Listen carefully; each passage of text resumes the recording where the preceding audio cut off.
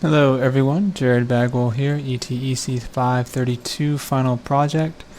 And today I was thinking about how that this needs to be critiquable and that it's a bit hard to critique when you don't know the process. I've explained thus far what I want to do and what vehicle I'm going to use to get there, but I haven't really talked about the nuts and bolts process. So that is what I want to talk about a little bit today. Today you're going to see me create an item shop, a couple other houses in the village, and you're going to see the process on how I lay out a village and the creation of a map and things like that. So that way maybe you can see a little bit more into the process, so you can see a bit more of possibilities and potential ways that this could be tailored to various educational needs. So what you see right now is a completely blank map. Oh, by the way, I'm recording this to be viewed at a 1920 by 1080 resolution, which is a widescreen format. And unless you view it at 1080p, high quality, at this resolution on YouTube, then the picture is going to look a bit fuzzy. If you view it at that resolution and at that quality, it looks pretty good, and the icons don't look like little blurry pixels. That being said, what you see here is a completely blank map set. Now, you can control the size of the map, and we'll get to that in a second, but this is completely blank, and you'll notice over here these are my various tile sets. There are two tabs, A and B. Now you're looking here, you probably can tell that you have some mountains, volcanoes, and some other things. And if you're familiar with any of the original, I'd say first or second generation RPGs that came out for the original video game consoles, you would recognize this as a kind of Final Fantasy style tile set, something you might see from Final Fantasy 1 through Final Fantasy 6. Now, thing is that if you've played any of those games, you'd realize this is the tile set for, say, a world map, when your characters are traveling from city to city or across oceans or whatnot. A tile set for this. This is my world map. So far, 2 villages, here and here. Let me switch to the... yeah, I'm in the right view. And then a big one here that so far I haven't done anything with. Now, if you can read it here, you may or may not be able to. This says Mountain Item Shop, and what it is, here is a closer look at the mountain village, the village that was in the upper right corner. This right here is the inn. See, made the inn here. It doesn't have to be very big because, well, this is just a proof of concept. You see over here that the tile set has changed. It is now displaying a tile set that is more appropriate for the inside of a building. 3 tabs. I've made it really simple. This is tabbing for your walls and flooring. You can put in different walls and flooring. This is furniture and decorations, and this is more tableware and more decorations. And as you can see, I've made a very, very simple inn, and you're probably wondering, well, how do you put the person in there, and how do you make sure that they set themselves up to be an innkeeper? And we'll get into that process in a bit, but I just wanted to show you this interior map, and that matches up to this building here. This building here is going to be the item shop, and if you notice, if you're familiar with the concept of a parent and child document, that is how the maps are set up over here. The ultimate parent is the world map, and under that we have the village map, which is a child. And then under that particular village map, you have the test house, which is another child document. But then you have like a sub-parent here for the mountain village. And it's that parent-child, parent-child, parent-child layout is how you determine the hierarchy of the maps here. So you notice mountain item shop is under mountain village. So here we are, totally blank. We need to design an interior. But wait a moment. Take a look. These are not interior tiles. These are world map tiles. Why is that? The reason why is when I was looking at the map properties, which are here. These are the various properties. I haven't played with most of them because I've been building and structuring my world, so to speak. But what I forgot to do is look here. It says tile set, and currently it's set to field, which is one you use on the world map. But you notice there's exterior, interior, and dungeon. We need to switch it to an interior. Once we do that, boom. We now have the interior tile set. Alright, first things first, we need some flooring. So, where's flooring? Flooring is up here. So, what sort of floor should I choose? How about we go with the stone floor?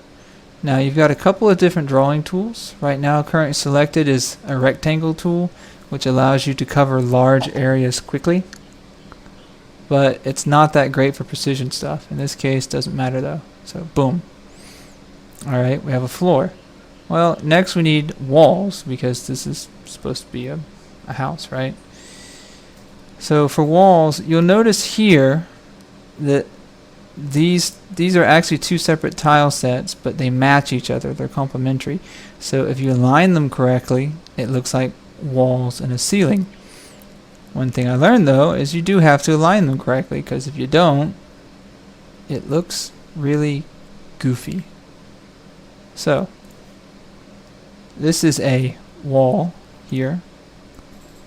So you need to lay that out. Set it up how you want. I kind of like symmetry, so there you go.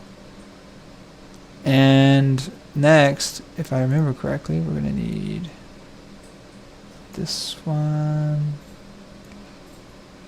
across here, and right there, like that. And we're going to need this one here. And ta-da! You now have walls and a roof, or at least that's the illusion, even though we only use two different tile sets. And to confirm, let me check my other one. Yep, I did it correctly. Hooray! Alright. So what I may do here is I may make this multiple, but I think I'll just keep it at 1. So this guy, we're going to put him in the middle. So if we need to take walls, we need to drop partitions. So to do that, as you saw with my other one, you need to drop a partition about like that. Again, another partition. And you need to cap it off though, otherwise it doesn't look quite right. So as part of game design, this is more than just putting structures together so that you have something that looks like an interior or an exterior structure. You do actually need to have a little bit of architectural design sense. Now, I'm not formally trained in that. I'm just kind of learning as I go. But from here, you can see some applications in basic interior design and fashion sense. So we have partitions. Well, alright. This game sets almost everything as events. I explained that in an earlier video. But there are some things called quick events. And quick events are essentially pre-customized templates of events where you don't have to do every single step. It does most of them for you. And I used one of those for the inn right here. It was very simple to set her up. And we will use another to set up this item shop. But first, we need to get out of construction mode, which is this right here. well, it's called map, but I call it construction mode. We need to switch to event mode, which is the little man here. You notice now that a grid has been overlaid over my picture here. So I need to pick where I want my guy, and I want him right here. I right click, you'll see there's a menu. Some stuff is whited out at the moment because it's to modify an existing event, and you have two choices really. You can create a new event, which is at the top, and that will let you do many different things, which I will cover a little bit more later, probably in another video. Or you can do a what's called a quick event here, and oops, only the inn is available as a quick event, so that means we're gonna have to do a new event. Now here's the new event screen, and you can give your event a quick name. So I'll call this Mountain Item Seller. And it says, well, you want a graphic. We do need a graphic. All of these are various graphics. Each graphic is a person or an animal. And once you drop them in place, you can decide how they move, what kind of triggers they have, things like that. So we need people. So here we've got just random people. You can pick one. Someone who... oh, got a Santa Claus. How cool is that? Someone who would be adequate is a storekeeper. So let's see. How about we choose this rather wizened old man right here. Alright. You can figure out, or you can decide what you want to do with this guy. Right now he's set to be fixed, meaning he's not going to move. I learned through a YouTube video that you can add a stepping animation, and that will make the character look like they are marching. So that might be handy if you have a character who's not being positioned behind something and you want them not to look like a statue. And then down here you have what activates your event. In this case it's set to the action button, which on your keyboard is enter, which is fine. Or you can set it up as a player touch, meaning when the player bumps his character against whatever the event is, it triggers. That's useful for a doorway or a transition from one map to another. You have event, which is triggered by an event. You have auto run, which maybe can be used as soon as you step in, the guy is doing his thing. I'm not sure what parallel process is yet. I haven't done enough research in. But in this case, we just want to leave it at action button. Okay. Go away message. Now over here, this is kind of important because this is the meat and potatoes of events. If anyone who watches this video has any sort of programming language or coding experience, this might look familiar because it works the same way. Events at the top are it's a list, and unless being redirected, events are going to go from the top to the bottom in descending order. However, you can insert loops, redirects, if-then statements, and other language keys to allow you to jump from different sections on the event list, which can allow you to create more complicated events. This is useful for dialogue and choices and things like that.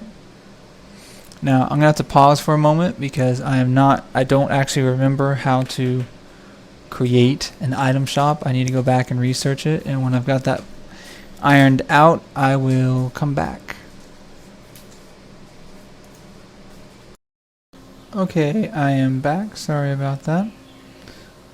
There's two different elements we're going to need to work on here. One is his dialogue, and the other is the actual shop front. First, we're going to handle the dialogue. We need to come here and set it up.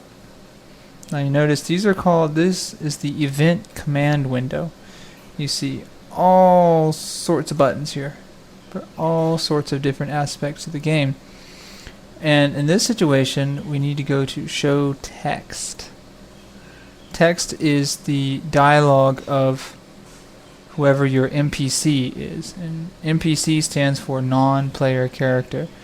That means any humanoid in the game, really anything in the game that has dialogue that is not controlled by a human, controlled by the game engine only. So we need to have him say something. So how about, welcome to my mountain item shop. It will. Now you notice there are two arrows here. If you type past the first arrow, what you type will be cut off. So what you need to do is hit enter, and that'll bring you to the next line. Be my pleasure to serve you. So you go to preview, and that's what it's going to look like whenever the player interacts with your guy. Say alright, and then you're going to need to select show choices.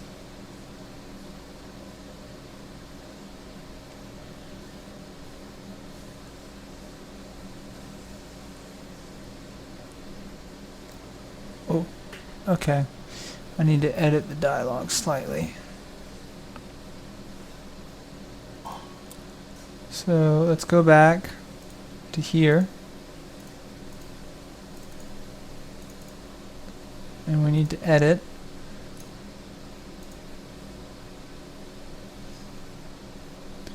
So what we're going to do is we're going to go here, put another text, say, would you like to buy or sell something? Okay. Check preview, we're good. And then here, we go to show choices. Say yes and no, let's leave it simple. And then at this point, we need to activate our storefront. That's on the, here it is. It's on tab number 3, and you're looking for shop processing right here, and here we are. This will be our storefront screen. So first you need to define your good, and then you need to define your price. You can also lock it so that a player can only purchase but not sell. This might be interesting in a situation where you are trying to set up an economic condition. Maybe try to illustrate a lesson in scarcity or something like that. Or if you're looking at this terms as a game builder, it's a way to prevent people from quickly generating income in the area. So take it how you will. So item. Now, unfortunately, your item tray is preset as far as I know. There are 16 items. There might be more. There could be a way to change it. I haven't looked into it yet. This game has, it's like an onion. There's lots of layers. But we'll get there. So we'll set a potion. And then it either has a pre-built price or you can set a standard. Again, this would be really good to define supply and demand and scarcity and how that affects things in economic terms, which is what I'm doing. So we'll set the price. We'll say that these guys, it's hard for them to get potions. They're in the mountains, not a lot of plant life. Who knows? Set it to 50,000. And then say OK. And then apply, and then OK. And we want to see if this all works. But before we do, I'm going to show you what happens if you forget to set up your transition events. So I hit the wrong button. I need to hit F12. Yes. There we go. Now you may or may not be able to hear that, but that is the beginning of the game. Here it is. I can't full screen it. It has a conflict with my video card, and it might cause seizures if you're epileptic. So here's main character. I've added a boat. So now we can chill and cruise. Okay, we go into the mountain village. Here we are. Uh-oh. What's wrong? Well, there's one of the rubs of this game. Anytime you transition maps, you have to set up a transition event. So we need to go do that. And I apologize for this video running so long. I hope to wrap it up in a couple minutes. So we need a transition for the way in and a transition for the way out. So we need to define a new event here. We'll call it mountain item shop out. Come here, and we need to go to transfer player, and we need it where we want to send him. We want to send him back to the village. We need to define where. We're going to say it's here at the entrance. Okay. Actually, one moment. We need to add a sound effect so it doesn't seem kind of silly. Sound effects are added down here. The one we want to use, you can use any you want, but just use move. So now we'll play the move sound and then do the transfer. Alright, now we need to work it in the opposite direction.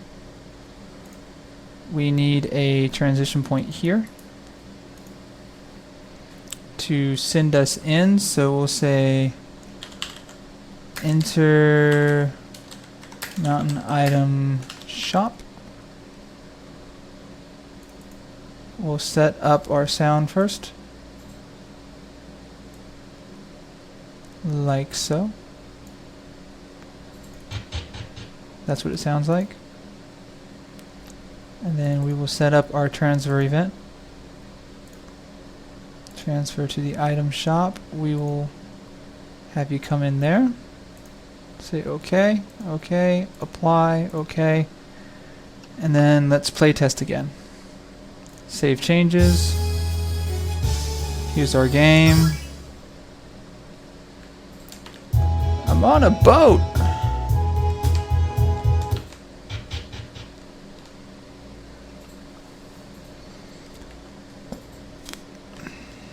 Okay, so suddenly, uh-oh, you're wondering what's wrong.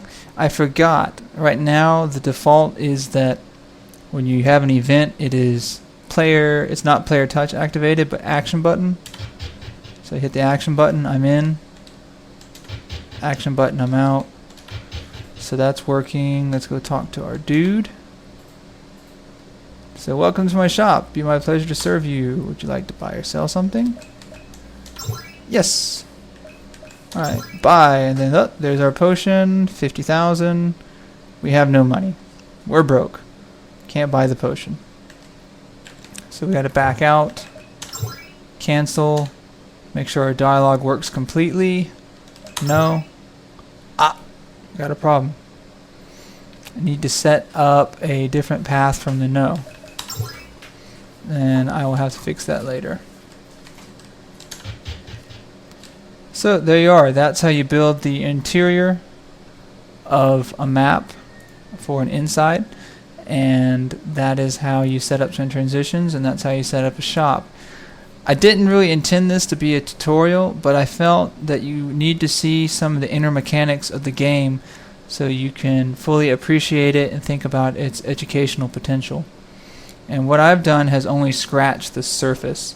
There's much more for me to explore, and I will find that out, and then I will share that with everyone as I move forward. But for now, signing off.